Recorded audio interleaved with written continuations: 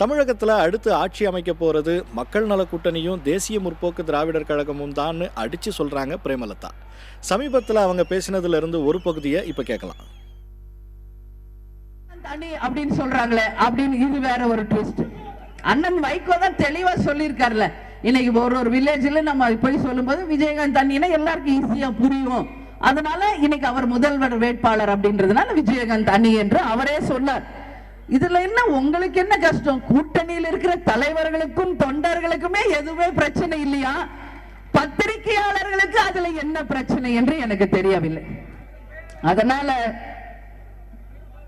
உங்க எல்லாரையும் பார்த்து நான் கேட்கறது ஒண்ணுதான், இதுவரைக்கும் தமிழ்நாட்டுல திமுக ஒழுங்கா ஆட்சி பண்ணுதோ இல்லையோ வேற வழியில அதிமுக ஓட்டு போட்டோம், அதிமுக ஒழுங்கா ஆட்சி பண்ணுதோ இல்லையோ வேற வழியில திமுக ஓட்டு போட்டோம். இப்படிதான் 50-60 வருஷம் தமிழ்நாட்டுல ஓடுச்சு. உண்மையா இல்லையா? உண்மையா இல்லையா? கேட்டால் மாற்று அணி என்று ஒன்று வரல, அதனால எங்களுக்கு வழி இல்லை, அதனால பிடிக்குதோ பிடிக்கலையோ பேய்கிட்ட இருந்து புடுங்கி பிசாசு கிட்ட கொடுத்தோம், மறுபடியும் பிசாசு கிட்ட இருந்து புடுங்கி பேய் கிட்ட கொப்படிச்சுட்டு இருந்தோம் அப்படின்னு சொன்னீங்க.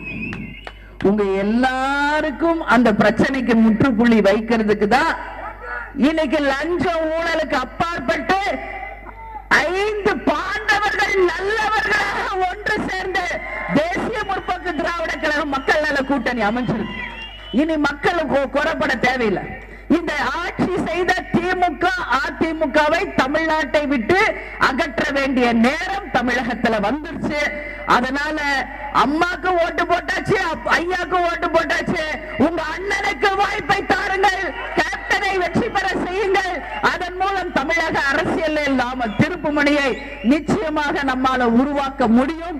எனவே இந்த 2 கட்சிகளுக்கு மாற்று இன்று நல்லவர்களாக பாண்டவர் அணி ஆகிய நமது கேப்டன் அணிக்கு நீங்கள் அனைவரும் வாய்ப்பு தரணும் சொல்லி இந்த நேரத்தில் உங்க எல்லோருமே